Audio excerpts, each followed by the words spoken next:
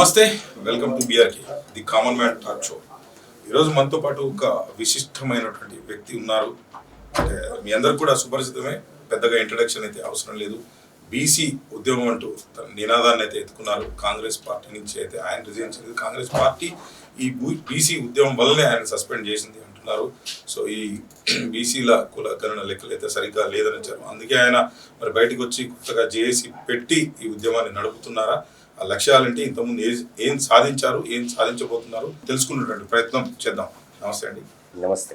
Yeah అంటే మీకైతే నగ్నత్వానికి పారదర్శకత అంటాం. ఓకే, ఈ రెండింటికైతే తేడా తెలుసు అని నేను అనుకుంటున్నాను. సో అంటే మన రాష్ట్ర ప్రభుత్వం అంటే తెలంగాణ రాష్ట్ర ప్రభుత్వానికి సంబంధించి అంటే బీసీలకు సంబంధించి ఒక సర్వే అయితే చేశారు. ఆ సర్వేని మీ క్యూ న్యూస్ ఛానల్లో చించడం అంటే ఎంతవరకు కరెక్ట్ అంటారు? అంటే పార్టీలో ఏమన్నా విభేదాలు కనుక ఉన్నట్లయితే అది అంతర్గతంగా చర్చించుకొని ఇప్పుడు ఎవరైతే ఉన్నారో ముఖ్యమంత్రిని లోపల ఎన్ని జరిగినా కానీ క్యాబినెట్లో ఎన్ని జరిగినా కానీ బయటికి వచ్చే అంశాన్నే ప్రజలైతే చూస్తారు. సో దీన్ని అసలు ఎట్లా చూస్తారు, ఎందుకు ఆ పని చేయాల్సి వచ్చింది, అసలు ఈ చర్చ ఎందుకు వచ్చిందంటే మీరు అసలు ఒక బీసీ ఉద్యమమే లేచిందని చెప్తున్నారు. అంటే గతంలో ఉద్యమం సమయంలోనే తెలంగాణ రాష్ట్రం వచ్చిన తర్వాత మరో ఉద్యమం వస్తుందని మీరు చెప్తున్నారు. మరి ప్రొఫెసర్ జయశంకర్ గారు కూడా అన్నట్టుగా మీరు చెప్తున్నారంటే ఏం చెప్తారు మీరు? తీన్మార్ మల్లన్న గారు ఏం చెప్తారు మీరు?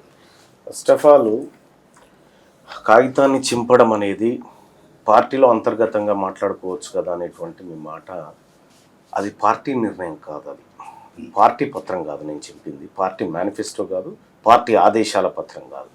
ఒక ప్రభుత్వం చేసినటువంటి ఒక సర్వే, అందులో ఉన్నటువంటి లోపాలను ఎత్తి చూపుతూ అది తప్పుల తడకగా భావించి ధృవీకరించి చింపడం జరిగింది. ఫస్ట్ ఆఫ్ ఆల్, అది ప్రభుత్వం చేసినటువంటి నిర్ణయం, పార్టీకి సంబంధం. పార్టీ కరెక్ట్ లైన్లో సర్వే చేసింది. అంటే పార్టీ ఎప్పుడు కూడా తన మేనిఫెస్టోలో పెట్టినటువంటి పత్రంలో మనం కొన్నే సర్వే చేయాలి, కొన్ని ఇండ్లను వదిలిపెట్టాలి, కొంతమందిని క్యాలిక్యులేట్ చేయొద్దు, ఇందులో మనం తప్పుడు లెక్కలు చూపించాలి అని కాంగ్రెస్ పార్టీ చెప్పలే. కానీ అది ఇంప్లిమెంట్ చేయాల్సినటువంటి పక్కా లెక్కల్ని తీయాల్సినటువంటి ప్రభుత్వం పార్టీ నిర్ణయాన్ని ధిక్కరించింది. సో అక్కడ నేను పార్టీ నిర్ణయాన్ని కాకుండా ప్రభుత్వం చేసిన చర్యను వ్యతిరేకించడం జరిగింది, ద్వారా చించడం జరిగింది. అంతే తప్పగానే ఇంకొకటి లేదు. మీరు ఇంటర్నల్ గా మాట్లాడుకోవడానికి నేను కంక్లూడ్ చేస్తాను. తప్పకుండా ఇంటర్నల్ గా మాట్లాడుకోవడానికి అది పార్టీ అంశం కాదు. ప్రభుత్వానికి ప్రజలకు మధ్య జరిగినటువంటి ప్రజాక్షేత్రంలో జరిగినటువంటి ఒకటి సర్వే. నువ్వు ఇంటింటికి పోయి ఓపెన్ గా సర్వే చేయొచ్చు, నేను ఓపెన్ గా మాట్లాడడం వల్ల వచ్చిన ఇబ్బంది ఏమీ లేదు. కాబట్టి ఇది ప్రభుత్వానికి ప్రజలకు సంబంధించినటువంటి అంశమే, పార్టీకి సంబంధించినటువంటి ఎట్టి పరిస్థితుల్లో కాదు. ఆ కోణంలో చూడవద్దు. రైట్. నేనేమంటున్నానంటే దీంట్లో ఒక పదం వాడాను ఆల్రెడీ, క్యాబినెట్ అని. ఇప్పుడు ప్రభుత్వం వేరు కాదు, లేకపోతే ఈ పార్టీ కాంగ్రెస్ ప్రభుత్వం, జనరల్గా అయితే రాష్ట్ర ప్రభుత్వం అని మాట్లాడాలా. సో ప్రజలు కామన్గా ఏమైతే కాంగ్రెస్ ప్రభుత్వం, లేకపోతే టీడీపీ ప్రభుత్వం, లేకపోతే టీఆర్ఎస్ బీఆర్ఎస్ ఏదో ఒకటి మాట్లాడుతూ ఉంటారు. నేనేంటంటే అక్కడే అంతర్గతంగా చర్చించుకొని ఏం జరిగిందో, మీరు చర్చలు జరపలేదు మల్లన్న అని స్టేట్మెంట్.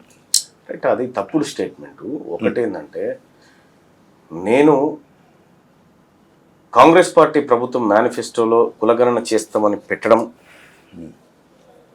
మీకు రావాల్సినటువంటి వాటా ఇస్తామని రాహుల్ గాంధీ గారు చెప్పడంతో నేను కాంగ్రెస్ పార్టీలో చేరిన, ఇది ఒక్కటే ప్రధాన అంశం. రైట్. సో కాంగ్రెస్ పార్టీ కులగణన చేయాలనుకున్నప్పుడు నేనే విస్తృతంగా ప్రచారం చేసి, ప్రజలారా పాల్గొనండి, కుల సంఘాలన్నీ పాల్గొనండి, కాంగ్రెస్ పార్టీ కార్యకర్తల ఇమ్యూనిటీలకు హెల్ప్ చేయండి, విస్తృతంగా అందరూ పాల్గొనేలా చేయండి అని ప్రచారం చేసింది నేనే. వన్స్ ఆ డాటా బయటికి వచ్చిన తర్వాత, ఆ లెక్కలను పరిశీలించిన తర్వాత, ఈ కాంగ్రెస్ పార్టీ నిర్ణయం కరెక్ట్ ఉన్నప్పటికీ దాన్ని ఇంప్లిమెంట్ చేసేటువంటి వ్యక్తులు కొద్దిగా ఇది అయిష్టతతో చేసినట్టు అనిపించింది. ఈ లెక్కలు తారుమారు కావడం ఇదంతా చూస్తూ ఉంటే, వాళ్ళు ఈ సమగ్ర కుటుంబ సర్వే, కుల సర్వే ద్వారా అప్పర్ క్యాస్ట్ జనాభాను పెంచి చూపించాలనేటువంటి ఒక ప్రయత్నం చేసి, సేమ్ టైము ఓబీసీలకు తర్వాత మైనారిటీలకు సంబంధించినటువంటి లెక్కలు తక్కువ చేసి చూపించాలనేటువంటి ప్రయత్నం చేశారు. సో ఇది ఏందనేది మొత్తం మా ఇంటలెక్చువల్స్ అందరం కూడా మేము విశ్లేషణ చేసినప్పుడు, ఇది ఈడబ్ల్యూఎస్ రిజర్వేషన్ కాపాడుకోవడానికి వాళ్ళు వాడినటువంటి ఒక పాచికనే ఈ సమగ్ర కుల సర్వే అనేది మాకు అర్థమైంది. అందుకోసం దాన్ని వ్యతిరేకించాం. రైట్ సార్, నేను అనేది ఏంటంటే, మీరు ఒకటి తప్పు అని చెప్పాలంటే మన దగ్గర 2 సర్వేలు ఉండాలి. ఒకటి మీరు ప్రైవేట్గానే చేసి ఉండాలా, లేదా థర్డ్ పార్టీ సంస్థ నుంచి చేసి ఉండాలా, లేదా ఏదైనా గుర్తింపబడినటువంటి సంస్థ ఇంకో సంస్థని చేసి రెండు పక్కన పెడితే ఇది తప్పు ఇది రైటు అని అసలు ఎంతమంది ఉన్నారు ఏమున్నారు ఇది తప్పు 40% ఉంది 45% ఉంది తక్కువగా 40 కంటే తక్కువగా చూపించాలనేటువంటి ప్రయత్నం వీళ్ళు చేశారు. ఇందులో మైనార్టీలను కూడా కలిపి ఇంకో రకంగా చేసేటువంటి ప్రయత్నం ఇట్లా చేస్తున్నారు, ఓట్ బ్యాంకింగ్ రాజకీయాలు చేస్తున్నారు అంటే దీన్ని అసలు ఎట్లా చెప్పగలుగుతారు మీరు, ధృవీకరిస్తారు? ఒకటి థర్డ్ పార్టీ ఇంకెవరైనా సర్వే చేసి ఉండాలి, లేకపోతే ఇంకొక ఏజెన్సీ అన్న చేసి ఉండాలి, తద్వారా దాంతో ఇది కంపేర్ చేసినప్పుడు తప్పు అని చెప్పాలని చెప్పి థర్డ్ పార్టీ కామన్ మ్యాన్ గా నాకు థర్డ్ పార్టీ కూడా అక్కర్లేదు. 2011 ఈ దేశంలో సెన్సస్ జరిగింది, లాస్ట్ సెన్సస్ జరిగింది. 2011 సెన్సస్ తెలంగాణ ప్రాంతంలో ఉన్నటువంటి డాటా మొత్తం ఆన్లైన్ లో ఇప్పుడు అవైలబుల్ ఉంది. దాంట్లో క్లియర్ గా 2011లో తెలంగాణ రాష్ట్రంలో హౌస్ హోల్డ్స్ అంటే గృహాల సంఖ్య 83.4 లక్షలు, అంటే 83,40,000 ఇండ్లు ఉన్నట్టుగా అందులో చెప్పారు. సో ఇప్పుడు ముఖ్యమంత్రి రేవంత్ రెడ్డి గారు ప్రెస్ మీట్ లో ఏం మాట్లాడుతున్నాం అంటే తెలంగాణ రాష్ట్రంలో 1,15,00,000 ఇండ్లు ఉన్నాయి, మేము 1,12,00,000 ఇండ్లలో సర్వే చేసినాం, ఇంకొక 3 లక్షల ఇండ్లలో సర్వే చేయాల్సి ఉంది అని చెప్పాను. సో ఇక్కడ 2011కి ఆ తర్వాత 2025కి 32 లక్షల ఇండ్లు పెరిగినాయి. 2011లో 3,50,000 మంది జనాభా, 3,50,00,000 లక్షల మందికి ఈ 32 లక్షల ఇండ్లు పెరిగినప్పుడు ఈ ఇండ్లలోంచి ఒకరొకరిని యాడ్ చేసిన చాలు, అప్పుడు 3,82,00,000 కావాలి. కానీ తెలంగాణ రాష్ట్ర ప్రభుత్వం చేసినటువంటి సర్వేలో 3,70,00,000 మంది కంటే ఎక్కువ లేరు తెలంగాణ ప్రాంతంలో అని వాళ్ళు చెప్పడం జరిగింది. ఇప్పుడు దానికి ఏం చెప్తా ఉన్నారు, సరే ఇండ్ల ప్రతి ఇంటికి స్టిక్కర్ అంటేసినావు కాబట్టి ఒక 3 లక్షల ఇండ్లు ఉన్నాయని చెప్పినావు, కానీ 16 లక్షల మంది మిగిలిపోయినారని మీరు ఎట్లా చెప్పగలిగారు లెక్క పెట్టకముందుకే? ఇదే 2011లో ముస్లింల జనాభా 44 లక్షలు ఉన్నట్టుగా మనం 2011 లెక్కలు చెప్పినాయి. మరి ఈ జనాభా ఇప్పుడు చెప్పిన దాంట్లో కూడా 44 లక్షలు ఉంది, పైగా దాంట్లోంచి ఇంకా 5,000 తగ్గిపోయింది. ముస్లింలకు 2014-11 నుంచి ఇప్పటి వరకు ఎవరు పుట్టలేదా? సేమ్ టైము అప్పర్ క్యాస్ట్ జనాభా కేవలం రెడ్ల జనాభా 16 లక్షలకు పెరిగింది. వాళ్ళేమో కొత్తగా 5 లక్షల మందిని కనగలిగారు, కానీ 44 లక్షల మంది ఉన్నటువంటి ముస్లింలు ఒక్కరికి జన్మని. అంటే పోనీ అది కరెక్టే అంటారా? ఏది అంటే ఆ 16 లక్షలు ఏదైతే పెరిగిందో ఇప్పుడు మీరు చెప్పేటువంటి ఏదైతే అప్పర్ క్యాస్ట్ అంటున్నారో upper caste nothing but OC అనుకుందాం. సో అది కరెక్ట్ గానే చేశారు, వాళ్ళు చేసిన లెక్కలే.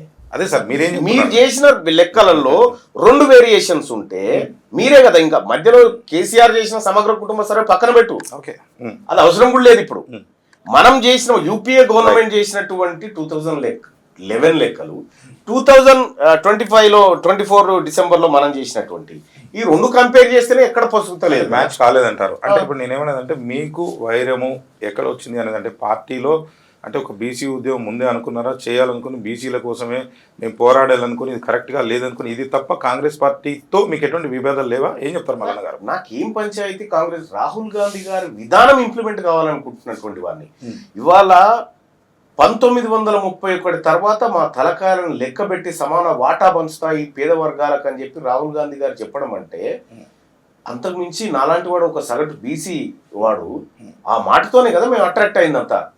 కాబట్టి బీసీ వాదం అని కాదు, ఆ వాదాన్ని ఎత్తుకున్నదే రాహుల్ గాంధీ గారు, కాబట్టి దాన్ని గౌరవించాలనుకున్నాం. కానీ ఆయన నిర్ణయాన్ని ధిక్కరించి ఇక్కడ ఒక ఏది తప్పుడు సర్వే చేస్తారనేటువంటి ఊహ మాకు లేకుండా, కాంగ్రెస్ పార్టీ రాష్ట్రంలో అధికారంలోకి వస్తే ఈ లెక్కలు జరుగుతాయి అనేటువంటి ఒక గొప్ప ఆలోచన మాకుంది. అందుకోసమే కష్టపడి చెప్పేది ఏంటంటే ఇప్పుడున్న మన ముఖ్యమంత్రి రేవంత్ రెడ్డి గారు ఎవరైతే ఉన్నారో మీ అధిష్టానం ఇంతకుముందు గతంలో మీరు కూడా కాంగ్రెస్ ఉన్నారు కాబట్టి రాహుల్ గాంధీని వ్యతిరేకించి ఈ పని చేశారంటారా? నిజంగా 100%.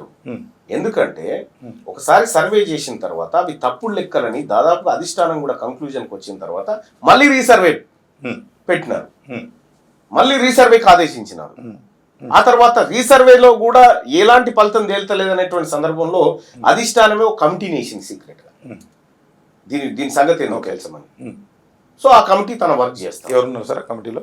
ఆ కమిటీలో కంచి ఐలయ్య గారు. సో ఇంటర్నల్ గా చేశారు, బయటికి తెలియదు, ఇప్పుడు చేస్తున్నారు వాళ్ళు వర్క్. ఓకే, అంటే చేసి మళ్ళీ ఆ ఫిగర్స్ ని అంటే గవర్నమెంట్ పరంగా అంటే మళ్ళీ ఒక రిపోర్ట్ ఇవ్వదలుచుకున్నారా? ఏం చెప్తున్నారు? అంటే వాళ్ళ అబ్జర్వేషన్స్ ఏంటి, ఈ కులగణనలో ఎక్కడ పొరపాట్లు జరిగినాయి, ఎందుకు బీసీ వర్గాలు ఎవరు కూడా హ్యాపీగా లేరు ఈ కులగణన సర్వే అనేటువంటి అంశాల మీద వాళ్ళు బహుశా దృష్టి పెట్టినట్టున్నారు. అంటే నేనేం చెప్తానంటే సార్, గతంలో కూడా కృష్ణయ్య గారు కూడా ఇప్పుడు కొత్తగా మీరు ఉద్యమం అనో లేకపోతే రీసెంట్గా మళ్ళీ కొత్తగా జేఏసీ అని మీరు అంటే చేరని పార్టీ అంటూ లేదు, నేను తప్పుగా అనట్లే. అందరూ అన్ని పార్టీలు మారుతారు. ఇప్పుడున్న పెద్దోళ్ళు ఎంపీ కావచ్చు, ముఖ్యమంత్రులు, ఇప్పుడున్న ముఖ్యమంత్రి కూడా వేరే పార్టీ నుంచి వచ్చింది. అంటే మీరు టీఆర్ఎస్ కావచ్చు, లేకపోతే టీడీపీతో సంబంధాలు కావచ్చు, లేకపోతే కోదండరాం గారితో కావచ్చు, ఇంకా రకరకాలుగా బీజేపీ, కాంగ్రెస్ అన్నిట్లో ఉన్నారు. అంటే జనాల్ని మీరు నమ్ముతారంటారా, తీన్మార్ మల్లన్నని నమ్మొచ్చు అంటారా? అంటే ఎట్లా చెప్తారంటే, ఇది నా సొంత ప్రశ్న కాదు, కామన్ మ్యాన్గా ప్రజల తరఫున ఇక్కడికి వచ్చే ముందు కొంతమంది పంపిస్తే ఏమన్నారంటే, మళ్ళీ అంతకుముందు మీ గతంలో వీడియోలన్నీ కూడా చూస్తే హెల్త్ ఎడ్యుకేషన్ ఈ ట్యాగ్లో నాకు బాగా నచ్చింది. ఎందుకంటే ఈ రెండు కనుక సెట్ చేయగలిగితే నేను అనుకున్న ప్రకారం ఈ బీసీ ఉద్యమాలు అక్కర్లేదని నా కామన్ మ్యాన్గా నాకు అనిపిస్తుంది. మీరేం చెప్తారు? ఫస్ట్ మీ క్వశ్చన్ ఒకటొకటి విడిగా చేసుకుంటాం. తప్పకుండా. తీన్మార్ మల్లన్న ఇప్పటి వరకు ఎన్ని పార్టీలు మారిండు చెప్పండి. నాకు తెలిసినంత వరకు అయితే కాంగ్రెస్ ఉన్నారు, బీజేపీలో ఉన్నారు, కోదండరాం గారి పార్టీలో ఉన్నారు. లాస్ట్కి ఇప్పుడు ఉన్నటువంటి కాంగ్రెస్ నుంచి బయటకు వచ్చారు. ఇప్పుడు పార్టీ పెడతారా, ఏం పెడతారో ఇప్పుడు చెప్పాలి మీరు. కోదండరాం గారి పార్టీలో నేను ఎప్పుడైనా చేరినట్టు మీ దగ్గర ఆధారం? నేను అందుకే కోదండరాం గారితో ఉన్న పార్టీ పేరు కూడా చెప్పలేను. అంటే ఐ మీన్ మీరు మీరు మీరు అడగాల్సింది తప్పకుండా చెప్పండి. తీన్మార్ మల్లన్న కాంగ్రెస్ పార్టీ నుంచి బీజేపీకి పోయి కాంగ్రెస్కి వచ్చింది. ఎస్, ఇది నేను చేసింది రాజకీయాల్లో. ఇక్కడ రేవంత్ రెడ్డి గారు ఏబీవీపీలో తిరగొచ్చు, తర్వాత బీఆర్ఎస్ పార్టీలో చేరొచ్చు, తర్వాత అక్కడి నుంచి తెలుగుదేశంలో పోవచ్చు, ఆ తర్వాత కాంగ్రెస్ పార్టీలో చేరొచ్చు.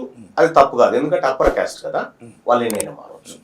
రెండోది, డికే అరుణ గారు సమాజ్వాదీ పార్టీలో చేరొచ్చు, కాంగ్రెస్లో ఉండొచ్చు, బీజేపీలో చేరొచ్చు, బీఎస్పీలో పోటీ చేయొచ్చు, మళ్ళీ బీజేపీకి రావచ్చు. ఎందుకంటే అప్పర్ క్యాస్ట్ కాబట్టి మీకు అది కానీ నా ప్రశ్న అది కాదు. నేను కంక్లూజన్ చేయాలి. తప్పకుండా. ఎంతసేపు తీన్మార్ మల్లన్న ఇన్ని తిరిగిందని చెప్తా ఉన్నావు, నీ దగ్గర ఆధారమే లేదు, నువ్వు ఎట్లా అనగలుగుతావు ఈ మాట? చెప్తా. తీన్మార్ మల్లన్న ఏ పార్టీలో సభ్యత్వం తీసుకుంటో చూపి ఇప్పటి వరకు. అంటే ఏ పార్టీలో మీకు సభ్యత్వం లేదు, ఏ పార్టీ కదా, అంటే ఏ జెండా మోయనన్న తీన్మార్ మల్లన్న బీజేపీలో లేడా అనేది ఇప్పుడు కాంగ్రెస్ పార్టీ తరఫున టికెట్ అయితే నేనే చెప్పిన, కాంగ్రెస్ నుంచి బీజేపీకి పోయి కాంగ్రెస్ కి వచ్చిన. ఓకే, అంటే ఏ పార్టీ జెండా మోయను అన్నప్పుడు నాకు కూడా మంచిగా అనిపించింది. అరే ఇదేదో బాగుంది, కొత్త రకంగా ఉంది, హెల్త్ అంటారు, ఎడ్యుకేషన్ అంటుండ్రు, మరి ఈ రకంగా రైట్ టు రీకాల్ అంటారు అని చెప్పి చాలా మంది నాలంటూ నిజంగా చెప్తున్నారు. నేనేమంటున్నా, ఇప్పుడు సమాధానం చాలా మంది ఇన్పుట్స్ ఇస్తారు నాకు, దాంట్లో వాస్తవం ఏందనేది క్రోడీకరించుకున్న తప్పకుండా నేను క్వశ్చన్ వేయాలి. ఇప్పుడు మీరు ఎవరో అన్నారని చెప్పి మీరు అడగండి. ఎవరో కదా సార్, నేనేమంటున్నాను, మీరు అడగండి, మీరు అడిగితే నేను చెప్తా. సార్ నేను అడిగిన ఇప్పుడు ఏం అడిగినారు? ఇప్పుడు నేనేమంటున్నా అంటే, ఏ పార్టీ జెండా మోయనని ఒకటి అన్నారు, హెల్త్ అన్నారు, ఎడ్యుకేషన్ అన్నారు, ఇవన్నీ ఏ పార్టీ జెండా వదిలిపెట్టారు అనుకుంటారా? ఇవన్నీ వదిలిపెట్టారు అనుకుంటారా మీ దృష్టిలో? అంటే వదిలిపెట్టాలన్న ఆలోచన ఉందా? నాకు అట్లాంటి ఆలోచన లేదు కదా. హెల్త్ అండ్ ఎడ్యుకేషన్ కోసం నేను కొట్లాడుతున్నాను. హెల్త్ అండ్ ఎడ్యుకేషన్ అంశాన్ని తెర మీదకి తెచ్చి బలంగా కొట్లాడుతుంది నేను. రెండోది, బీసీలకు సంబంధించినటువంటి అధికారం విషయంలో ఆర్ కృష్ణయ్య గారు 10 మాటలు చెప్పిండు. నేను ఎడ్యుకేషన్, స్కాలర్షిప్లు, ఫీజు రియంబర్స్మెంట్ల మీద పోరాటం చేసిన, రాజకీయపరమైనటువంటి పోరాటాలు చాలా తక్కువ చేసినాడు ఆయన చెప్పిండు. మేము అది చేసినాం. ఇలా తీన్మార్ మల్లన్న అండ్ ఇంకా మిగతా మిత్రులంతా కూడా బీసీ వాదాన్ని లేవనెత్తకపోతే ఇవాళ 40% వాటా 50% వాటా ఎమ్మెల్సీల్లో తీసుకున్నామంటే ఇదివరకు సాధ్యమైంది, అది కాలే కదా. ఇలా తీన్మార్ మల్లన్న తెలుగుదేశం పార్టీ సభ్యుడా? తీన్మార్ మల్లన్న ఏదన్నా లేకపోతే తెలంగాణ జనసమితిలో ఏమైనా సభ్యుడా?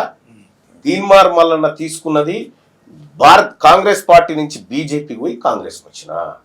వీళ్ళు గంటకో పార్టీ మారితేనేమో మీకు నయనానందంగా కనిపిస్తుంది. సార్ ఆయన ఏం చేసిన అడుగుతలే, మనం ఏం చేస్తున్నాం అని అడుగుతున్నా. నేను మనం చేసేదే చెప్తా ఉన్నా, కలుపుకుంటున్నా, మనం చేసేదే చెప్తా ఉన్నా. ఎందుకంటే నీవు ఇతరులు చేసినప్పుడు అది అది అది చూస్తలేవు ఎందుకు? ఇతరులు చేసినప్పుడు అది తప్పుగా కనిపిస్తలేదు. ఓన్లీ బీసీలు చేసినప్పుడు మాత్రం ఎందుకు తప్పుగా? అంటే మీ కింద బానిసలుగా బతికితే ఓకే, పార్టీలు మారితే మాత్రం మారకూడదా? ఇది ఎక్కడ ఆలోచన? దుర్మార్గం ఆలోచన. బీసీలు తమ అస్తిత్వం కాపాడుకోవడం కోసం ఎలాంటి ప్రయత్నాలైనా చేస్తారు. అది మీ దృష్టిలో తప్పే కావచ్చు, కానీ మాకు కరెక్టే. నేను తప్పని అంటలే సార్. ఇప్పుడు నేనేమనుకుంటున్నా అంటే, ఈ మతాల కంటే కూడా ఈ కులాలు కావచ్చు, బీసీ ఎస్టీ కావచ్చు, అత్యంత ప్రమాదకరమైన ఒక సందర్భంలో కామన్ మ్యాన్గా సరే మరి నాకు తెలివి ఉందో లేదో అనిపిస్తా ఉంది. అంటే ఎట్లా అంటే ఈ కొట్లాట ప్రమాదం. నేనేమంటున్నా అంటే, ఓన్లీ బీసీలో ఇది రావాలి అంటే రేపొద్దు నేను ఓటే వేద్దాం మీకు, లేకపోతే ఆ పక్కన ఈ అబ్బాయి వేద్దాం అంటే ఎవరి కులం ఏందో నాకు తెలియదు ఇప్పుడు. కానీ ఈ రకంగా బీసీలే అంటే బీసీలే పెట్టుకొని బీసీలే సీఎం కావాలి అంటే దీంట్లో అర్థం ఏందనేది మాకు అర్థం కావట్లేదు. కొంచెం క్లారిటీ కోసం వచ్చింది నేను. మీకు అర్థం కాకపోతే నేను ఎంత అర్థం చేయాలో నాకు అర్థం చెప్పాలి సార్. నాతో పాటు చెప్తాను, 100 మంది ఉన్నారు ఇప్పుడు ఇక్కడ కులాలు మతాల గురించి మాట్లాడినారు కాబట్టి చెప్తా ఉన్నా. బహుశా 300 ఏళ్ల పాటు మొఘళ్ళు పరిపాలించారు ఈ దేశాన్ని. కులాలు మతాలని మాట్లాడుతున్నాం కాబట్టి చెప్తా ఉన్నా. 300 ఏళ్ళు పరిపాలిస్తే హిందూ మతానికి వచ్చిన బాధ ఏం లేకుండే. ఓ 300 ఏళ్ళు క్రిస్టియన్లు పరిపాలించారు, ఎవరు? ఇంగ్లాండ్ వాళ్ళు. అప్పుడు ఏం బాధ లేదు. ఇప్పుడు హిందువులే పరిపాలిస్తారు, హిందూ మతానికి ప్రమాదం ఉందని చెప్తారు. ఈ ఈ రాజకీయ అవసరాలు తీర్చుకోవడం కాకపోతే ఇంకొకటి ఏంది ఇక్కడ BJP చెప్తుందా? ఇక్కడ నువ్వు కులాల మతాలు అన్నావు కాబట్టి చెప్తా Right, ఉన్నా. sir. ఇక రెండోది ఇక్కడ బీసీలు అధికారం అన్నప్పుడు ఇట్లా ఇట్లా అడగడం ధర్మమేనా, మేము ఓటు వేద్దా అంటే నేనే చెప్తా ఉన్నా మీరు రెడ్డి అయితే నాకు మీ ఓటు వద్దని చెప్తా ఉన్నా. ఓకే. నేనే చెప్తా ఉన్నా మా ఓటు వద్దు. ఇలా ఎవరి ఓట్లతో మీరు అధికారం చేసిరు ఇవాళ 70 సంవత్సరాల నుంచి ఇక్కడ మా ఓట్లతో గద్దెనెక్కి మాకు అధికారం షేర్ చేయమంటే మీకెందుకంటారా? ఏంది ఇది ఈ అహంకారం ఏంది? ఓట్లు ఎవరివి? 100కి 60% ఓట్లు మావి, 5% ఓట్లు లేనోళ్ళు 60% మీద అధికారం చెలాయిస్తా ఉంటే మేము అధికారం కావాలన్నప్పుడు మేము శత్రువులమా? మేము కులాల మధ్య చిచ్చు పెడుతున్నామా? ఇలా 43 మంది రెడ్లు అసెంబ్లీలో కూర్చున్నారు కదా, ఏ కులం లేని ఎట్లా కూర్చున్నారు? మరి 13 మంది వెలమలు కూర్చున్నారు కదా, 2% ఉన్నారు. 13 మంది వెలమలు కూర్చున్నారు కదా. మరి మీ ఇద్దరు కులాల దాదాపుగా 50 మంది పైచీలుకున్నారు ఏందని పోయి అడగవు? నా ప్రశ్న అదే సార్. నేనేమంటా అంటే కృష్ణయ్య గారు కావచ్చు, మీరు కావచ్చు, ఒకలాభరణం కావచ్చు, లేకపోతే విజయ్ గారు కావచ్చు, నిన్న మీతో పక్కన ఒట్టే జానయ్య గారు కావచ్చు, ఎవరైనా కావచ్చు, నేనేమంటున్నా అంటే అసలు మీరే పోటీ చేసుకుని మీరు చేస్తే అసలు వాళ్ళు అనాల్సిన మాటలేదు. మీరే సీఎం, మీరే ముఖ్యమంత్రి, మీరే మంత్రి కదా. అదే చేస్తున్నాం కదా, నేను చేస్తుంది అదే. వాళ్ళతోని కొట్లాడుతున్నాము, వాళ్ళతో కొట్లాట ఎక్కడిది? వాళ్ళతో మీ ఓటే వద్దన్నాక కొట్లాట ఎక్కడిది? నీ ఓటు కావాలంటే కొట్లాట, నీ ఓటే వద్దు పా నిలబడతా ఉంటే ఇంకెక్కడ కొట్లాట వాళ్ళతోటి? అంటే మీ టార్గెట్ ఏంటంటే ఏమైందంటే బీసీలకి ఇన్ని సంవత్సరాల నుంచి అన్యాయం జరిగిందని సడన్గా 2014 నుంచి తీన్మార్ మల్లన్న గారు కష్టపడి ఈ రోజున ఒక ఎమ్మెల్సీ సీట్లో కూర్చున్నారంటే ఏంది? రాజకీయం కోసమైనా, లేకపోతే బీసీలకు బాగు చేద్దామనా, లేకపోతే మీరు అనుకున్న హెల్త్ కొన్ని ఏవైతే సబ్జెక్టులు ఉన్నాయో దానికోసం అసలు ఏం చేద్దాం అనుకున్నాం? క్లారిటీ. నేను ఒకటి బాయ్ సార్, నేను మిగతా పొలిటీషియన్స్ లాగా కాదు. అదే సార్ నా క్లారిటీ. నేను నిజంగా నా రాజకీయాల కోసము, నా అవసరాల కోసం అయితే అధికారంలో ఉన్న పార్టీలో ఉండి అదే ఆ ముఖ్యమంత్రి గారి పక్కకు తిరిగి భజనను మరణ మృదంగము ఏదో మృదంగాలు కొట్టుకుంటూ తిరిగేటం. నేను దానికోసం కాదు కదా చేస్తుంది. ఇవాళ మెజారిటీ వర్గాలైనటువంటి బీసీలకు రాజకీయ వాటా, ఉద్యోగ వాటా, సమాన వాటా దక్కాలనేది కదా మా పోరాటము. ఒకవేళ నేను మిగతా రాజకీయ నాయకుల్లాగా నేను కూడా భజన చేసుకుంటూ ఉండిపోతే నా వరకు, నా కుటుంబం వరకు బతుండొచ్చు, కానీ నన్ను ఎన్నుకున్నటువంటి ప్రజలకు అన్యాయం జరగదా? అందుకోసమే సత్యలోపటి ఈ వర్గాలకు ఖచ్చితంగా మంచి చేసి చచ్చిపోవాలనేది నా ఉద్దేశము. అది నా టార్గెట్. అంతే తప్ప కానీ మేదో బతకడానికి కాదు. నేను బతకడానికి మార్గాలు చాలా ఉన్నాయి.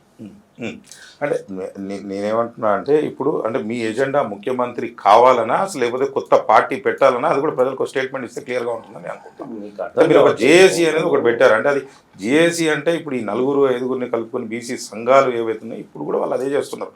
కొత్తగా మీరేం చేస్తారు? మల్లన్న గారు ఏం చేయబోతున్నారు అంటే యువతకి ఏం సందేశం ఇస్తున్నారు? మీతో పాటు జనాలు రావాలని కోరుకుంటారా, అవసరం లేదా? వాళ్ళు కూడా మీ ఓటు వద్దన్నట్టు వీళ్ళు కూడా ఇష్టం ఉంటేనే వస్తారా, లేకపోతే వాళ్ళని రావాలని కోరుకుంటారా? అంటే మీకు మాకు సంబంధం లేదు బాయ్ సార్. మా దాంట్లో మీరు లేని పంచాయతీలు పెట్టకండి.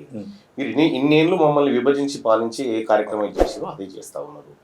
ఇవాళ రావాలన్నా వద్ద మా ప్రజలు మా ఇంట లేకపోతే మీ అంటున్నారా? మా ప్రజలు మా ఇంటే ఉన్నారు కదా, మా ప్రజలు మా ఇంటే ఉన్నారు. మేమందరం కూడా ఐక్యంగానే పోతా ఉన్నాం. మా సంఘాలన్నీ కలుస్తూనే ఉన్నాయి.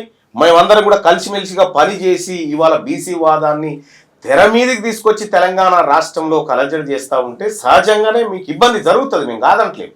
సహజంగానే మీకు, ఎందుకంటే అధికారం కోల్పోతా ఉన్నాం, ఆ తర్వాత అధికారం ట్రాన్స్ఫర్ చేయాలంటే కొద్దిగా ఇబ్బంది అవుతుంది మీకు, దానికి కాదంటలేము. కానీ మీరు ఇంకా అజంప్షన్ చేస్తామంటే ఇంత మేల్కున్న తర్వాత కూడా ఇంకా అజంప్షన్ చేసి బీసీలను మేము ఇట్లా ఇంకా విడగొడతాం, వాళ్ళ మధ్య వైరాలు సృష్టిస్తామని అనుకుంటే మాత్రం అది మీకు మంచిది కాదు.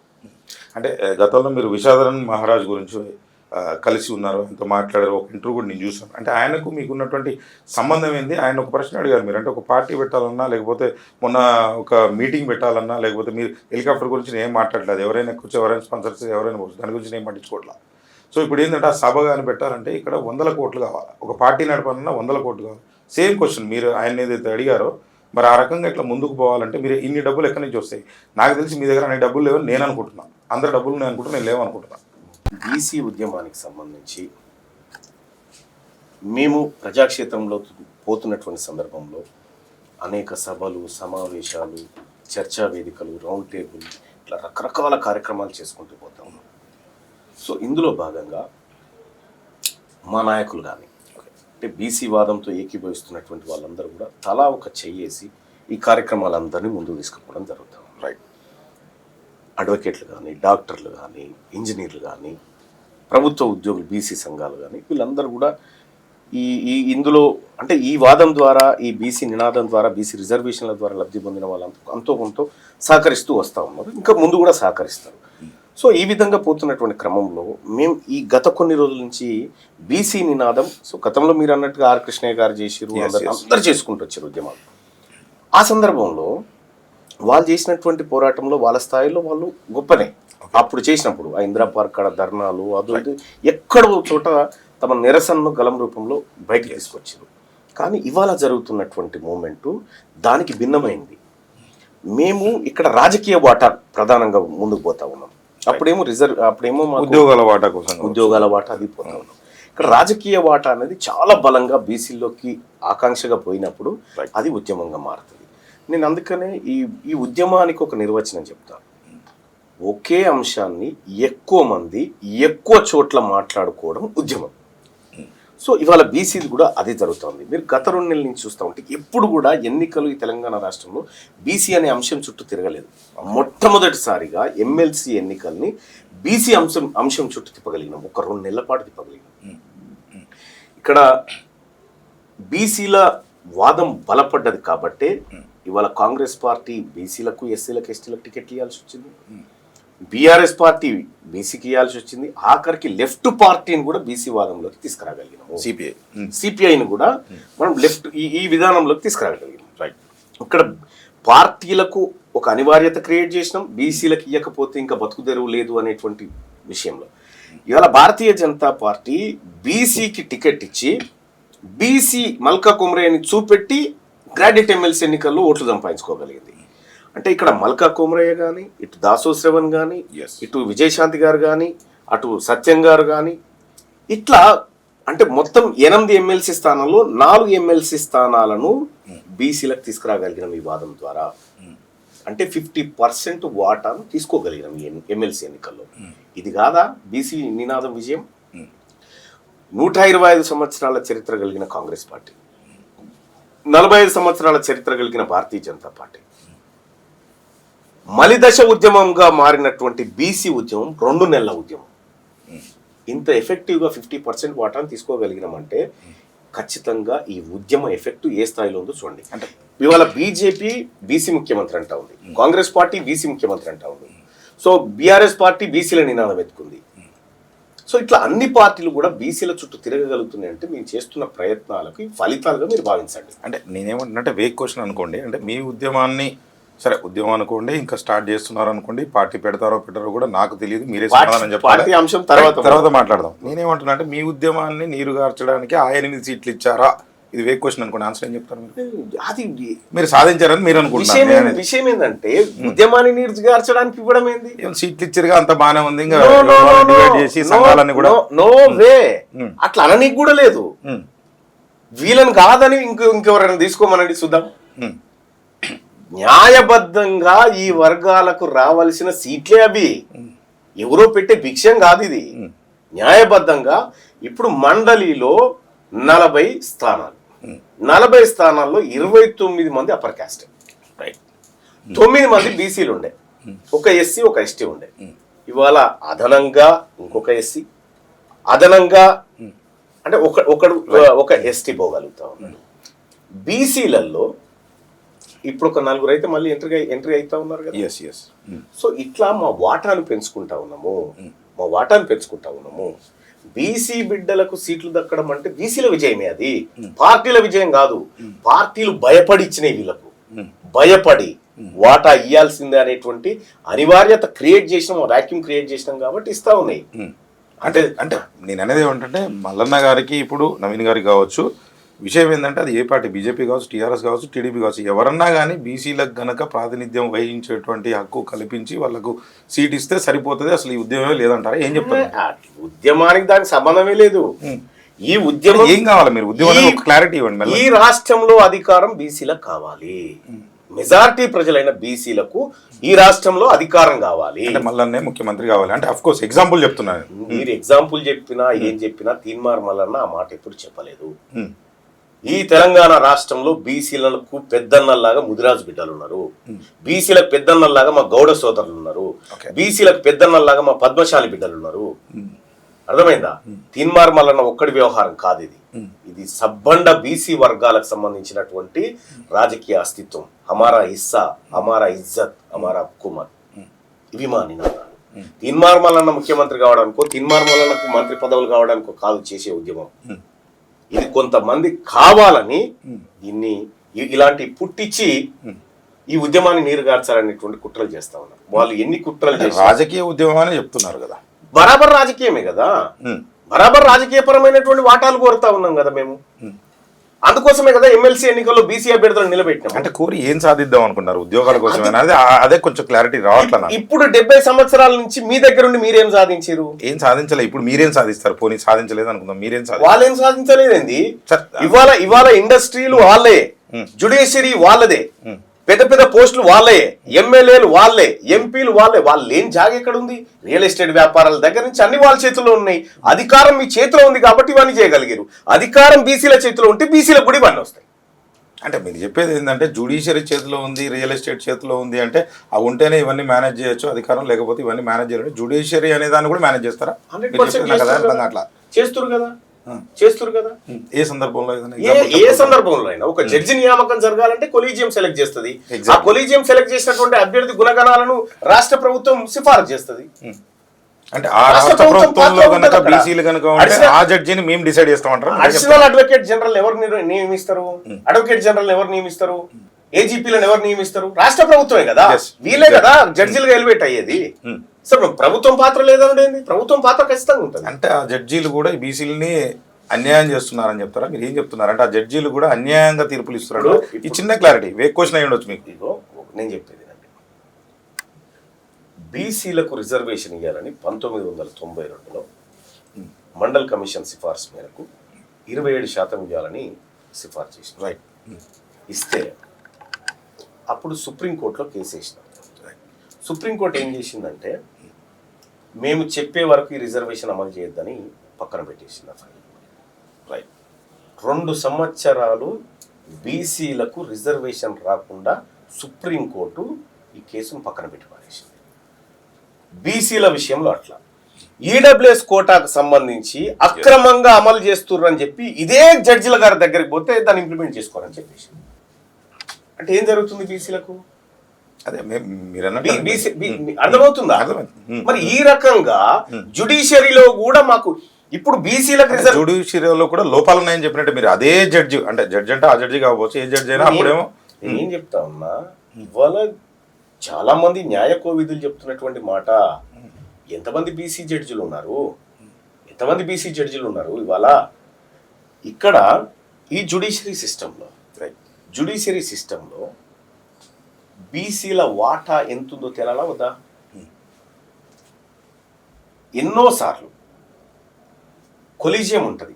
Right, exactly. కొలీజియం వాళ్ళకి నచ్చిన వాళ్ళని, వాళ్ళ అప్పర్ క్యాస్ట్ వాళ్ళని చూజ్ చేసుకుంటారు. ఇదే చెప్తా ఉన్నా, ఒక ఎగ్జాంపుల్ చెప్తా ఉన్నా. వరంగల్ జిల్లా జడ్జు చంద్రశేఖర్ ఆయన పేరు, సీనియర్ జడ్జి. ఆయన హైకోర్టు జడ్జిగా ఎలివేట్ కావాల్సినటువంటి సమయం వచ్చింది. ఒక బీసీ వాడు హైకోర్టుకు పోకుండా ఎంత పెద్ద కుట్ర జరిగిందంటే, తీరా ఆయన ఎలివేట్ అయ్యేటువంటి టైంకు ఏసీబీ ట్రాప్ చేయించి ఆయనను పట్టించి ఆయన వెనక సీనియర్లో ఉన్నటువంటి ఒక రెడ్డి మహిళను హైకోర్టు జడ్జికి ఎలివేట్ చేసినారు. అంటే ఈ ఒక్క జుడిషియరీ అని చెప్తలేను, అన్ని రంగాల్లో ఇదే. అన్ని రంగాల్లో బీసీలకు దక్కుతున్నటువంటి ఏదైతే చేదు అనుభవం ఉందో అదే దక్కుతా ఉంది. దాంట్లో ఒక జుడిషియరీ అని చెప్తలేను. సర్వరోగ నివారణి అధికారమే. ఈ సర్వ సమస్యలకు పరిష్కారము బీసీల చేతికి అధికారం రావడమే, ఇంకొక ఆప్షనే లేదు. అంటే మల్లన్న గారు బాగా చదువుకున్నారు. నేనేమంటే ఒక సామాజిక కోణమే కాకుండా ఆర్థిక కోణంలో కూడా ఆలోచించగలుగుతారా? ఏం చెప్తారు మల్లన్న గారు? అంటే మాలంటల్లో కూడా సమాధానం చెప్పాలి. అన్ని డబ్బులు నా దగ్గర కూడా లేవు, అంటే నేను కూడా ఆర్థికంగా వెనకబడ్డా, నాకు సహాయం చేయండి అని చెప్పి రాజ్యాంగం కల్పించినటువంటి హక్కు ప్రకారం నేను కూడా ప్రభుత్వాన్ని అడగొచ్చు. 100%. ఏం చెప్తారు మీరు? ఇప్పుడు బీసీల ఆర్థిక పరమైనటువంటి కోణాలు అంచనా వేస్తే 2,91,00,000 రూపాయలు మనం రాష్ట్ర బడ్జెట్ పెట్టుకున్నాం. ఎగ్జాక్ట్లీ. ఈ 2,91,00,000లో బీసీల కోసం ఈ రాష్ట్ర ప్రభుత్వం కేటాయించిన కేటాయింపులు ఎన్ని? కేవలం 9,000 కోట్లు. ఈ రాష్ట్రంలో ఉన్నటువంటి 60%, మీరు చెప్పిన లెక్క 56% అనుకుందాం. ఆ 56% ప్రజల సంక్షేమం కోసం 9,000 కోట్లలో మీరు ఖర్చు చేసింది చాలా తక్కువ.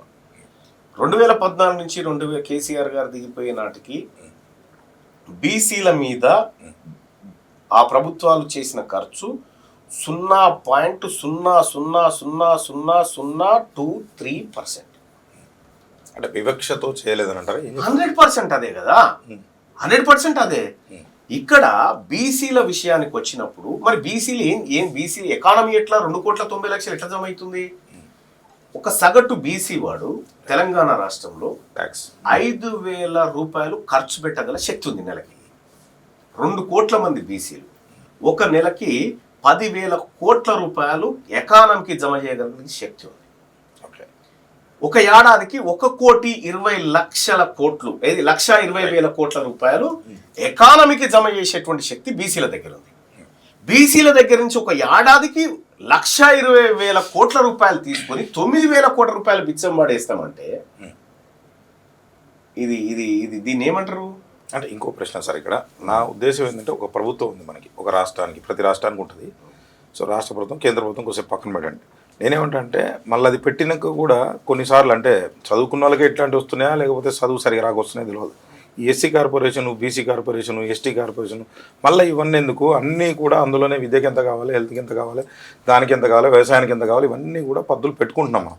అంటే మీరు అన్నట్టు 3 లక్షల కోట్లు వసూలు అవుతాయి, లేకపోతే కేంద్ర ప్రభుత్వం నుంచి మనం ఇచ్చిన పనుల నుంచి కొంత రిటర్న్ వస్తుంది. దీన్ని అంతా కలిపి మనం ఈ రకంగా బడ్జెట్ పెట్టుకుందాం, ఒక అంచనా 3 లక్షల కోట్లు ఖర్చు పెడతారని గ్యారంటీ లేదు. ఇంతవరకు ఏ గవర్నమెంట్ కూడా ఏదో లెక్కలు చూపిస్తుంది, చర్చ కూడా జరగదు దానిపైన. ఏం చెప్తారు మీరు? ఒకటి ఏంటంటే పెడుతున్నటువంటి ఖర్చు దేని మీద పెడుతున్నావు? నువ్వు ఓటు బ్యాంకు మీద కాదు పెట్టాల్సింది. నువ్వు ఓటు బ్యాంకు రాజకీయాల కోసం ఖర్చులు పెడితే లాభం లేదు. హెల్త్ అండ్ ఎడ్యుకేషన్ సెక్టార్ మీద పెట్టాలి. ఆ 2 సెక్టార్లు పటిష్టంగా ఉంటే ఆ దేశం అత్యంత వేగంగా ముందుకు పోతుంది. ఆ రెండింటిని నాశనం చేసి మీరు కూర్చోరి, మేము పెన్షన్ పంపిస్తాం, మీరు కూర్చొని తినండి, మీరు కూర్చొని ఉండండి, మీరు ఏం మాట్లాడొద్దు, మీ పిల్లలకు చదువు సకా లేకపోయినా మీ బడి గురించి అడగొద్దు, మీ హాస్పిటల్ గురించి అడగొద్దు అనేటువంటి విధానంలో ఎంత ఖర్చు పెట్టినా వృధానే. అది వృధానే. నీవు నిజంగా ఈ ప్రజలు నైతికంగా, శారీరకంగా, మేధోపరంగా, ఆర్థికంగా ఎదగాలంటే ఈ 2 వ్యవస్థలే పనిచేయాలి. సపోజ్ ఒక మిడిల్ ఫ్యామిలీ ఉంది, 2 పిల్లలు, భార్యాభర్త ఉన్నారు. ఆ 2 పిల్లల కోసం ఆయన ఒక కాన్వెంట్ స్కూల్లో చదివిపిస్తాడు. ఆ పిల్లల చదువు కోసం ఏడాదికి 1,00,000 రూపాయలు ఖర్చు పెడతాడు ఆయన. పిల్లలకు ఇంటికో ఏదో ఆరోగ్యం బాగాలేకపోతే కనీసం 50,000 ఖర్చు పెడతాడు. అంటే ఏడాదికి 1,50,000 రూపాయలు ఈ 2 రంగాలపై నేను ఖర్చు పెడతాను. ఈ 2 రంగాలను కార్పొరేట్ లెవెల్లో ఫ్రీగా ఇస్తే ఆయనకు 1,50,000 మిగిలితే కదా, అప్పుడు నీ పింఛన్ చేయి దాపడు కదా. అంటే ఎందుకని చేయలేదు అంటారంటే వాళ్ళకి తెలియదా, తెలివి లేదా ఉన్న ముఖ్యమంత్రికి? లేదు, లేక కాదు. ఒకవేళ వాళ్ళు తెలివి కల్లోళ్ళు అయితే వీళ్ళకి ఎందుకు అధికారం ఇస్తారు? కాబట్టి వాళ్ళని ఎంతసేపు ఈ భ్రమలలోనే ఉంచాలి అనేటువంటిది ఈ ప్రభుత్వాలు చేసేటువంటి ఒక కుట్ర. వాస్తవం ఏంటంటే ఈ కార్పొరేషన్లు పెట్టి ఈ ప్రత్యేక పద్ధతులు పెట్టుకోండి. ఎగ్జాక్ట్లీ. ఈ ఎమ్మెల్సీ ఎందుకండి నాకు అర్థం కాదు. నేను ఒకటి చెప్తాను. ఈ రాజకీయ నిరుద్యోగులను సంతృప్తి పరచడం కోసం చేసే కార్యక్రమాలు తప్ప ఈ కార్పొరేషన్ పెట్టి ఏ కార్పొరేషన్ కన్నా ఒక ఏకాన పైసా నిధులు ఉందా? ఖాళీ కార్పొరేషన్ చైర్మన్, ఆయనకి 2 గన్మెన్లు, ఒక టేబుల్, కుర్చీ, కారు. మీ పక్కన వకలభరణం గారు మంచిగా ఆన్సర్ చెప్తారేమో దీనికి. ఇంతకు తప్ప ఏమీ లేదు. ఇంతకు తప్ప అవి షోపుటప్కి తప్ప ఏమీ లేవు. దానివల్ల ప్రజలకు ఏం ఉపయోగపడుతుంది? ఇవాళ ఎమ్మెల్సీలం ఉన్నామండి. భారతదేశంలో కేవలం 6 రాష్ట్రాల్లో మాత్రమే ఎమ్మెల్సీలు ఉన్నాయి. మన దగ్గర 40 మంది ఉంటారు. మన దగ్గర 40 మంది ఉన్నారు. ఈ 40 మందిని మేపుడు కాకపోతే ఎందుకండి చట్టం చేయడానికి కూడా పనికిరారు. చట్టం చేయడానికి కూడా, బిల్లు పాస్ చేయడానికి కూడా పనికిరారు. వ్యతిరేకించడమే అంతే. వ్యతిరేకించి ఆగుతుంది. కొద్ది రోజులు ఆపి మళ్ళీ చేయొచ్చు. సో తాత్కాలికంగా అసెంబ్లీ అసలు వాస్తవానికి ఎగువ సభ అనేది ఈ రాష్ట్ర ప్రభుత్వం చేస్తున్నటువంటి కార్యక్రమాలను క్షుణ్ణంగా పరిశీలించి తప్పు ఒప్పులుంటే సరి చేసుకోమని సూచించే ఒక సంస్థ. అంతవరకే దీని పాత్ర. కొంత మేధావి వర్గం, కొంత మేధావి వర్గం రావాల్సినటువంటిది. కానీ దీంట్లో కూడా రాజకీయ అవసరాలను భర్తీ చేయడం వల్ల నీకు అక్కడి నుంచి రావాల్సిన అవుట్పుట్ ఏడొస్తుంది? నిజంగా అది ఉండాలనుకుంటే అక్కడి నుంచి రావాల్సిన అవుట్పుట్ వస్తలేదు కదా. ఎక్కడన్నా ఒక మంచి సూచన ఈ సభల నుంచి వస్తుందా? వాళ్ళు బిల్ చేసి పంపంగా దీన్ని ఆమోదించాలి. వచ్చిన తీసుకోరుగా ఉన్నారు మీలాంటి వాళ్ళు. ఇప్పుడు మీరు అన్నారు హెల్త్ అన్నారు, ఎడ్యుకేషన్ అన్నారు, అంతకుముందు గతంలో నాగేశ్వర గారు అన్నారు, చాలా మంది మేధావులు లేరని అనుకో ఉన్నారు. కానీ ఇచ్చిన సలహా సూచన ఎంతవరకు తీసుకుంటారు అనేది తీసుకున్నాడు దేవుడు ఎరుగు. దాన్ని పాస్ చేసి పంపాలి అంతే. మరి ఇంత తెలిసిన మళ్ళీ ఎమ్మెల్సీకి ఎందుకు పోటీ చేసినట్టు అంటే ఖచ్చితంగా వరంగల్ నుంచి చెప్పండి. ఈడ ఎన్నికలు లేకపోతే నేను ఎందుకు పోటీ చేస్తా బాయ్ సాబ్? ఎన్నికలు ఇక్కడ నేను పోటీ చేయకపోతే ఇంకోటి చేస్తాడు. నెక్స్ట్ పోరాటం ఇదే చేయబోతున్నారా? బీసీ తర్వాత హెల్త్ ఎడ్యుకేషన్ తర్వాత ఇది కూడా ఎమ్మెల్సీ తీసేయాలి. హెల్త్ ఎడ్యుకేషన్ దుబారా ఖర్చులు ఆపాలి. దుబారా ఒక ఎమ్మెల్సీకి జీతం 2,70,000 అండి. ఎమ్మెల్సీ చనిపోతే చనిపోయే వరకు ఈయన పెన్షన్, ఈయన చనిపోయిన తర్వాత ఇంటి ఆమెకు పెన్షన్, మళ్ళీ ఇతర బెనిఫిట్స్. ఉన్న పెన్షన్లే తీసేయమని చెప్తున్నాం మనం. లక్షలు వస్తుంది అప్పుడెప్పుడు 5,000కి చేరితే. ఇక్కడ నిజంగా మేము అందరం ప్రజల కోసం ప్రాణాలు ఇస్తామని వచ్చినాం కదా. ఎగ్జాక్ట్లీ. మరి మా ప్రాణాలు రక్షించుకోవడానికి కోటి రూపాయల వరకు మేము మెడికల్ బిల్స్ ఇవన్నీ ఏంటి అండి? మేము రక్షించాల్సింది ప్రజల ప్రాణాలని.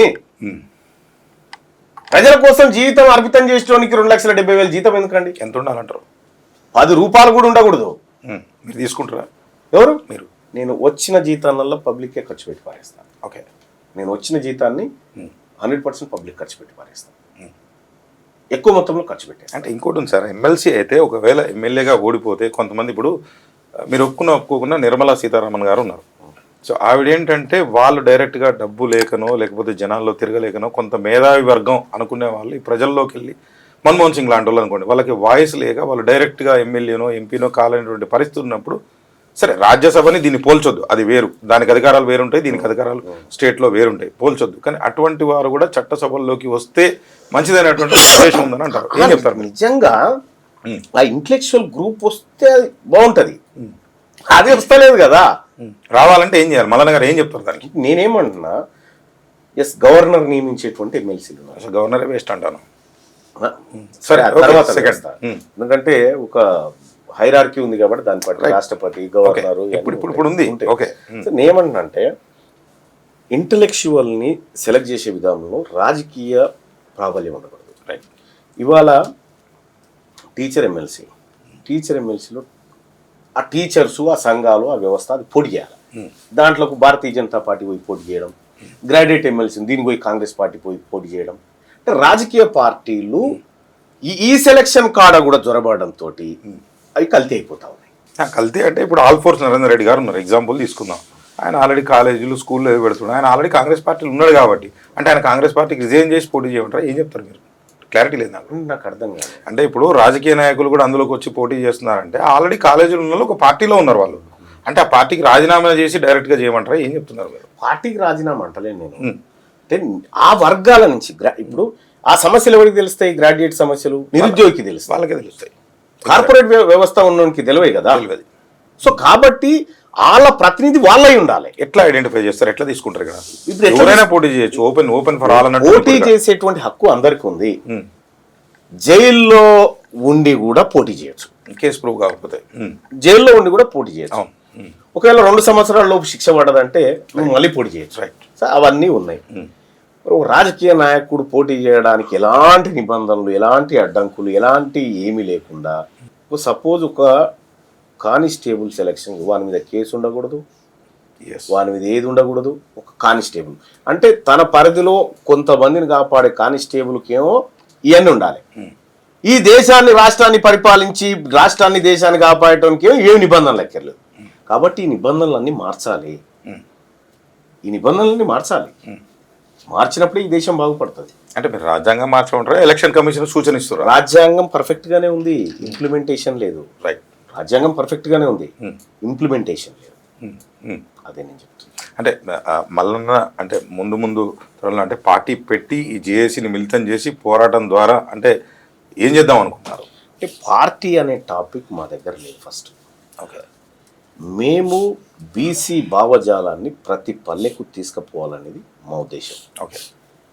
ఇంకా విస్తృతంగా అంటే ఇప్పుడు ఉన్నటువంటి బీసీ వాదాన్ని మరింత రెట్టించిన స్థాయిలో ప్రజల్లోకి తీసుకుపోయి తద్వారా బీసీలకు సంబంధించినటువంటి రాజకీయ ఆకాంక్షను ప్రేరేపించడం. ఇప్పుడు కాంగ్రెస్ పార్టీ బీసీ ముఖ్యమంత్రి అంటుంది, బీజేపీ బీసీ ముఖ్యమంత్రి అంటుంది అన్ని అంటున్నాయి. ఇప్పుడు రేవంత్ రెడ్డి గారిని తీసేసి కాంగ్రెస్ పార్టీ బీసీ ముఖ్యమంత్రిని పెడితే మాకేం ఇబ్బంది లేదు. బీఆర్ఎస్ పార్టీ ఉంది, బీఆర్ఎస్ పార్టీ బీసీ నినాదం అంటా ఉంది. ఇప్పుడు బీఆర్ఎస్ అంటే భారత రాష్ట్ర సమితి, జాతీయ పార్టీ. జాతీయ పార్టీ కేసీఆర్ అధ్యక్షుడు. ఇప్పుడు ఈ రాష్ట్రంలో ఉన్నటువంటి ఈ శాఖకు బీఆర్ఎస్ పార్టీ రాష్ట్ర అధ్యక్షుడు బీసీలకి ఇవ్వండి, మేము హ్యాపీ. సో ఇట్లా ఆ స్థానంలోకి మా వాళ్ళు ఎంటర్ అయినప్పుడు, ఈ వర్గాల వాళ్ళు ఎంటర్ అయినప్పుడు ఖచ్చితంగా కొన్ని కోరికలు నెరవేరుతాయి. తద్వారా ఈ ప్రజలకు మంచి జరుగుతుంది. సో బీసీలకు ఖచ్చితంగా పార్టీ ఉండాల్సిందే. ఇవి మేము పెట్టుకున్న పార్టీలని ఈ పార్టీలు కనుక ఆ వాతావరణాన్ని క్రియేట్ చేసినప్పుడు మేము పార్టీ గురించి ఆలోచిస్తాం. అప్పటి వరకు మేము భావజాల వ్యాప్తిలోనే ఉంటాం. రైట్. అంటే మీరు ఒక మాట అన్నారు, అంటే ఫస్ట్లో అడిగాను నేను, ప్రొఫెసర్ జయశంకర్ గారిని మీరు కలిసే ఉంటారు, మీకు తెలియంది కాదు. అంటే ఆయన ముందు ఉద్యమం సమయంలోనే ఒకవేళ తెలంగాణ వస్తే, పాపం ఆయన ఉన్నప్పుడు తెలంగాణ రాలేదు అప్పటికి, సో ఈ ఉద్యమం వస్తే మళ్ళీ ఇంకొక ఉద్యమం రాబోతుంది అని ఎందుకన్నారు అనేది ఆ స్టేట్మెంట్ మీరే ఇచ్చారు. ఎక్కువ జనాలకు కూడా ఆయన అన్నారు అనేది జనాల్లోకి వెళ్ళింది. నేను ఒక్కని కాదు, ఆయన చుట్టూ అనుచరులు అందరికీ తెలియదని నేను అంటలేదు సార్, ఆయన ఇచ్చారు. కానీ అంత ఆయన ఎందుకు మాట చెప్పిండంటే, సహజంగా ఈ తెలంగాణ గడ్డకి ప్రతి 10 సంవత్సరాలకు ఒక మూమెంట్ ను పుట్టిస్తుంది. ఈ గడ్డలోనే ఉంది, మరి అది ఎట్లా ఉందో తెలియదు. కానీ ఈ గడ్డ ప్రతి 10 ఏళ్ళ ప్రతి దశాబ్దానికి ఒక మూమెంట్ను పుట్టిస్తుంది. తెలంగాణ మూమెంట్ తీసుకోండి, లేకపోతే ఏది మన జోన్ల వ్యవస్థ మూమెంట్లు, ఇట్లా ప్రతిసారి ఒక మూమెంట్ను పుట్టిస్తుంది. 6 జోన్లు. ఇట్లా తెలంగాణ రాష్ట్రం కావాలని, తెలంగాణలో సామాజిక న్యాయం జరగాలని జయశంకర్ గారు 1950 ప్రాంతం నుంచి కొట్లాడుకుంటూ వస్తూ ఉన్నారు. రైట్. ఇడ్లీ సాంబార్ ఉద్యమం దగ్గర నుంచి కొట్లాడుకుంటూ వస్తూ ఉన్నారు. సో ఇప్పుడు వస్తున్న తెలంగాణ వల్ల ఈ ఎస్సీ ఎస్టీ బీసీ వర్గాలు ఏవైతే ఉన్నాయో వీటికి సంబంధించిన తెలంగాణ కాదు, ఇది భౌగోళిక తెలంగాణ మాత్రమే వస్తుంది. ఈ తెలంగాణలో ఈ వర్గాలకు, మెజారిటీ వర్గాలకు అధికారం వచ్చినప్పుడు మాత్రమే సంపూర్ణ తెలంగాణ సాకారం అవుతుంది అనేది జయశంకర్ గారి మాట. సో ఇప్పుడు వచ్చినటువంటి తెలంగాణ నుంచి, ఇప్పుడు ఉండేటువంటి పాలకుల దగ్గర నుంచి అధికారాన్ని మరో ఈ మెజారిటీ వర్గం ట్రాన్స్ఫర్ చేసుకునే ఉద్యమం పుట్టాలనేది ఆయన ఆలోచన. అంటే మీకు ఎట్లా వచ్చింది అసలు ఈ థాట్? ఎందుకు సడన్ గా, అంటే కాంగ్రెస్ పార్టీలో అయిన తర్వాత, ఎమ్మెల్సీ అయిన తర్వాత కొంచెం ఉధృతంగా ముందు నుంచే ఉండొచ్చు, దాని గురించి మీరు అంతకుముందు కూడా 7-2 ఈ ఉద్యమం ఇవన్నీ చేస్తూ సడన్ గా ఇటు టర్న్ ఎందుకు తీసుకున్నారు అనేది? నేను కాంగ్రెస్ పార్టీలో జాయిన్ అయింది ఈ అంశం మీద. ఓకే. ఈ కులగణన చేస్తాం, 42% రిజర్వేషన్ ఇస్తామని రాహుల్ గాంధీ గారి మాట మీద ఇక్కడ జాయిన్ అయినా. విషయం ఏంటంటే, ఇక్కడ ఈ థాట్ నాకు ఇప్పుడు వచ్చింది కాదు, ఈ ప్రాసెస్ లోనే వర్క్ చేస్తా ఉన్నాం మేము అనేక సార్లు. ఈ ప్రాసెస్ లోనే వర్క్ చేస్తా ఉన్నాం. 2010-11 ఆ ప్రాంతంలో బైంసాలో ఒక మీటింగ్ జరిగింది. ఆ మీటింగ్ లో నేను ఈ బీసీలకు సంబంధించినటువంటి అంశాన్ని మాట్లాడడం జరిగింది. ఏం రావాలి ఈ రాష్ట్రం అంటే. ముందు నుంచి మీరు కృష్ణ గారితో కొంత టచ్ లో ఉన్నారు? మేమంతా కలిసే ఉన్నాం, ఇప్పుడు కూడా టచ్ లో ఉన్నాం, ఒకరికొకరు సహకరించు. ఇక్కడ జయశంకర్ గారి జీవితానికి సంబంధించినటువంటి ఒక పుస్తకం రాసిన కుంపల్లి వెంకట్ గౌడ్. కుంపల్లి వెంకట్ గౌడ్ రాసినటువంటి, ఆయన కుంపల్లి వెంకట్ గౌడ్ గారు ఏం చేసినంటే జయశంకర్ సార్ దగ్గర కూర్చొని రాసుకోవాలి, ఆయన మాట్లాడుతుంటే రికార్డ్ చేసుకుంది. కరెక్ట్. అందులో నేను ఆ ఆడియోలో దాదాపుగా అయినా, అందులో ఆయన ఆవేదన, భవిష్యత్తులో ఏం జరగాలనేటువంటి ఆయన ఆలోచన మొత్తం దాంట్లో కనిపిస్తుంది. అంటే జరగాలన్నా జరుగుతుందనా? జరుగుతుందని, జరగాలి, జరుగుతుంది అనేటువంటి ఆ ఆలోచన అంతా అందులో ఉంది. సో ఆయనకున్నటువంటి రాజకీయ అనుభవం, ఆయనకున్నటువంటి మేధా సంపత్తి, తెలంగాణ బిడ్డ, ముఖ్యంగా బీసీ బిడ్డగా ఆయనకు గొప్ప మేధాశక్తి ఉంది. అటువంటి వ్యక్తి ఫ్యూచర్ను గుర్తించి ఆ రోజు మాట్లాడాలి. ఇవాళ నేను తీర్మార్మలన్న మాట్లాడుతున్న బీసీ వాదం కాదు, వెనకటి నుంచి ఇది మనసులో రగిలిపోతున్నటువంటి అంశం. దాన్ని నేను పట్టుకొని మేమందరం కూడా కలిసికట్టుగా దాన్ని ముందుకు తీసుకుపోతా ఉన్నాం అంతే. జయశంకర్ సార్ గారి ఆశయాలను ముందుకు తీసుకుపోతా ఉన్నాం. ఆ రథాన్ని లాగేటువంటి ఒక కార్యకర్తలం మాత్రమే. రైట్. అంటే దీంట్లో ఎస్సీ మంద కృష్ణ మాదిగను కూడా కలుపుకొని వెళ్ళబోతున్నారా? అంటే ఏం చెప్పబోతున్నారంటే వాళ్ళకు మీకు సంబంధం లేదా? ఎందుకు లేదు సార్?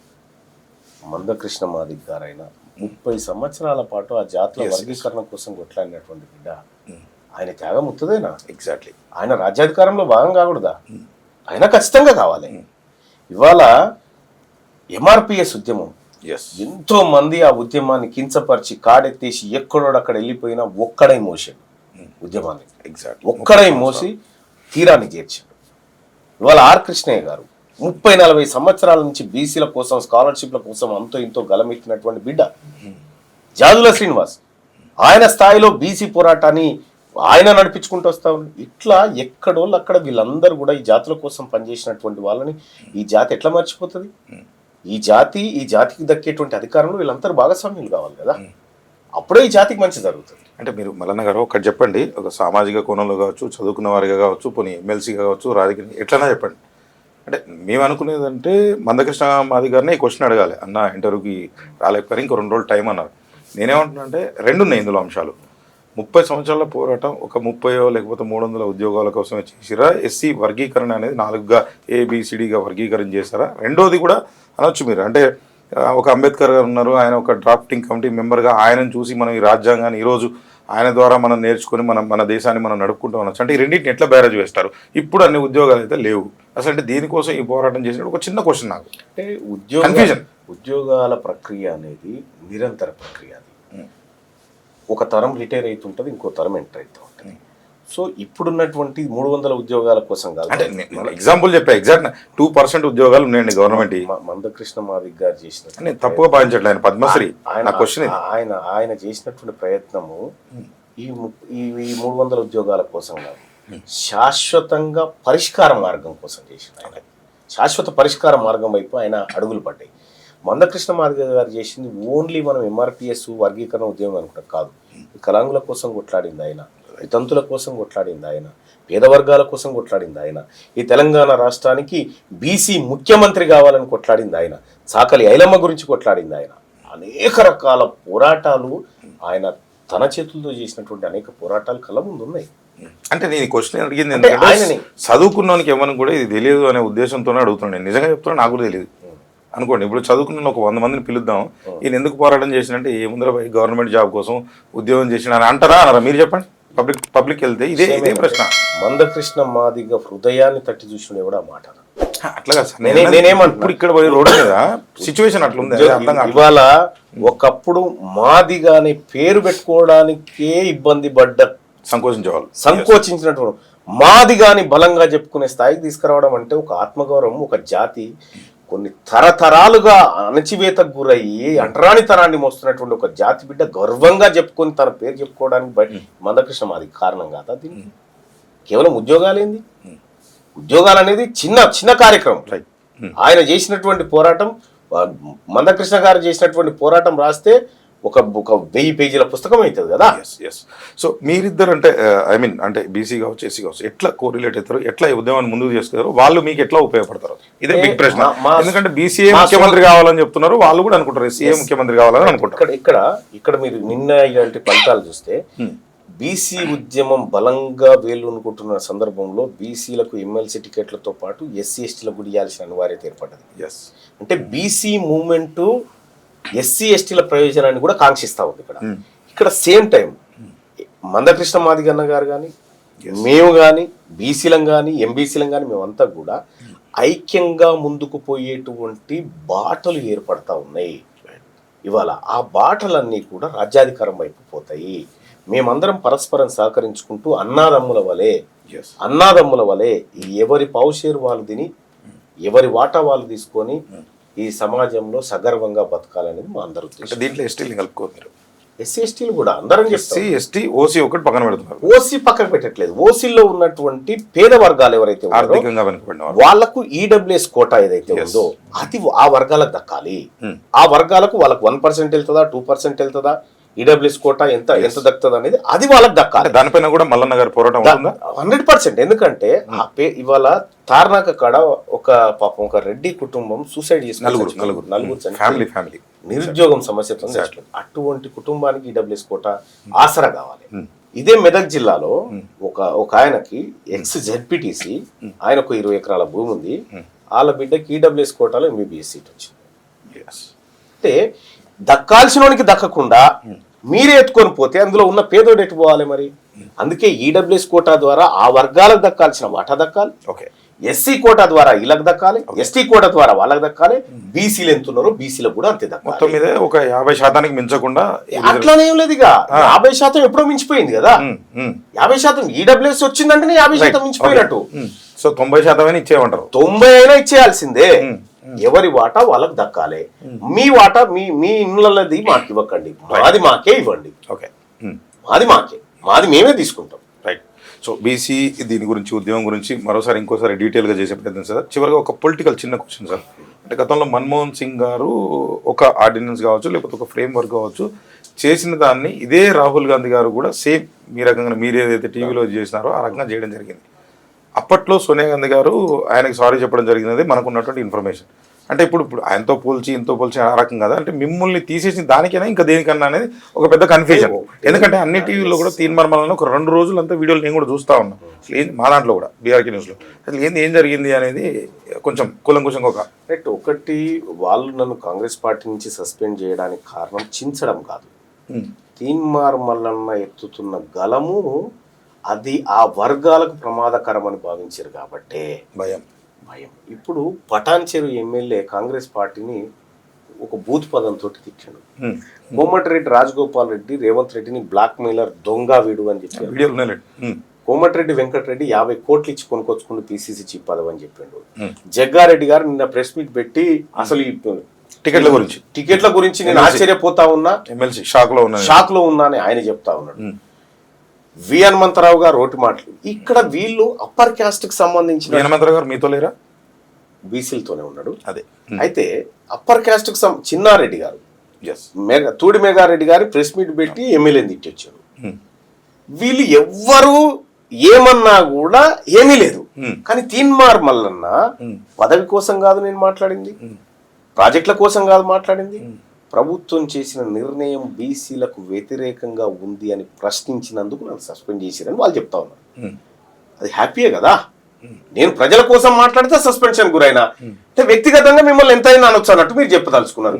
ఇవాళ వీళ్ళకి ఎంతమందికి షోకాజ్ నోటీసులు ఇచ్చిరండి? అదే నా క్వశ్చన్. అంటే రాహుల్ గాంధీ కూడా చేశారు ఆ పని అని చెప్తున్నాను. నేనేమంటున్నా, ఇవాళ మీకు తెలుసో తెలియదో ఇందిరాగాంధీ గారిని కూడా సస్పెండ్ చేసిరు వీళ్ళు. సస్పెండ్ చేసి ఇందిరాగాంధీ గారు మళ్ళీ సపరేట్ పార్టీ పెడితే వీళ్ళు కాంగ్రెస్ గుంజుకొని రెడ్డి కాంగ్రెస్ అని పెట్టినారు. ఆ చరిత్ర అంతా అట్లా ఉంది. కానీ ఇప్పుడు ఇక్కడ గమనించాల్సింది ఏంటంటే, తిట్టాల్సింది అప్పర్ క్యాస్ట్, వాళ్ళకి షోకాజ్ నోటీస్ లేవు, బీసీలు మాట్లాడితే మాత్రం ఇస్తాం అనేటువంటి ఏదైతే కార్యక్రమం ఉందో, ఇది తీన్మార్ మల్లన్న సాధారణంగా ఉంటే తీన్మార్ మల్లన్నకి ఏం రాకపోవు నోటీసు. తీన్మార్ మల్లన్న బీసీ అంటుండు కదా కాబట్టి షోకాజ్ నోటీస్. నువ్వు బీసీ మూమెంట్ అనకపోతే నీకేది లేదుగా. బీసీ మూమెంట్ వాళ్ళ గుండెల్లో భయాన్ని రాజేసింది. అదే నా సస్పెన్షన్. అంటే బీసీ మూమెంట్ని దానికోసమే కాంగ్రెస్ పార్టీ తీన్మార్ మల్లన్న గారిని సస్పెండ్ చేసింది. ఇది మీ స్టేట్మెంట్.